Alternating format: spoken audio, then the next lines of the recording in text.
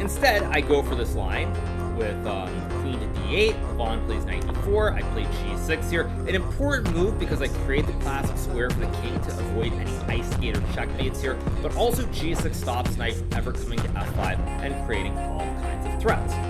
Levon trades the rooks, bishop g4, f5, bishop f3, and now I play the move b5, taking the knight. Levon has to take this knight on e4, rather regrettably, I take, and now we get the move knight c3.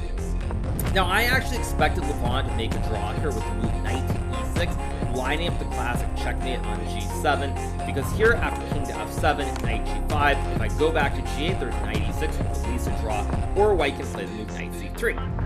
I was rather shocked that Levon played knight c3, primarily because in this position, even though white has an outpost for the knight on d4, I have a connect 4, there's no isolated pawn blockaded, and after knight to e5, I'm angling for the classic connect 5 here, which should be more than enough compensation to at least equal this.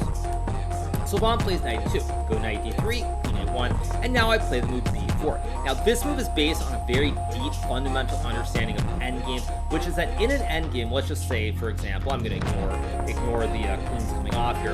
If we reach some endgame, you'll notice here that white's pawns can become targets, whereas my pawns are on the opposite color here. So in an endgame, if I can fix the pawns on the opposite color of the bishop, this should be very good for me. Conversely, if we get some position, just to illustrate it, I'm just going to make some moves here. We get something like this, and don't worry, I'm just blundering all over the place. If we get some position like this, just to illustrate it here, black is probably still okay here, but the bishop cannot attack any of these pawns on the queen side. They are on the opposite color. So I go b4, Levon plays a3, a5, takes, take, we get the move h4, and now I play the move queen a8. Now it's very important here that I don't let this white queen enter on either the c or the a file, because with all these pawns being advanced on the board, this king has no protection here. I don't have a bishop near the king, I don't have any pieces, so I have to make sure that this queen does not get into the game. So I go queen a8, Levon plays the move queen to b1, and now I play queen a3, get the move h5, and here I play the move queen b2.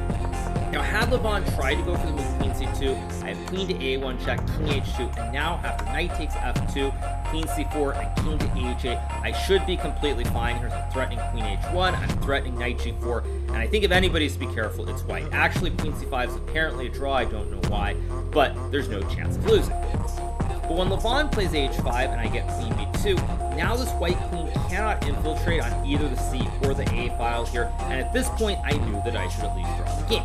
Levon trades, knight f4, king f7, knight e6, and now I play the move king f6.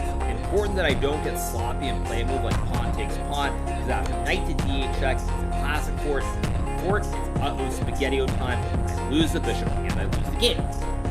So I go for the move king to f6. Now I just realized the sound might be a little bit soft here, so let me try to adjust it on the fly while we do this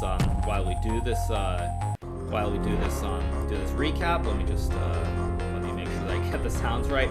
I do apologize if I'm being paranoid and the sounds aren't loud enough, but I'm going to up the microphone quite a bit, 75, just because I did a Zoom interview afterwards and it might have been changed. So if the sound was off for the first 10 minutes of this video, I do apologize, but that is what it's going to have to be like.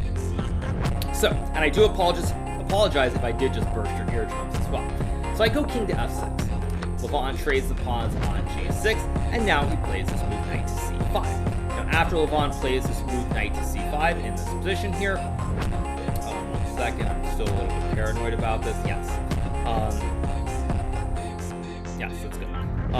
As I was saying, after this move knight to c5, I play the move bishop d5, and here white really should not have any chance of winning, primarily because this pawn on b3 always needs to be guarded, and if the knight ever goes to a6, for example, I have knight to d3 guarding my weakness, so these two pawns are basically both weaknesses. This knight is stuck guarding, and my knight always can guard the pawn, so there's no risk of losing.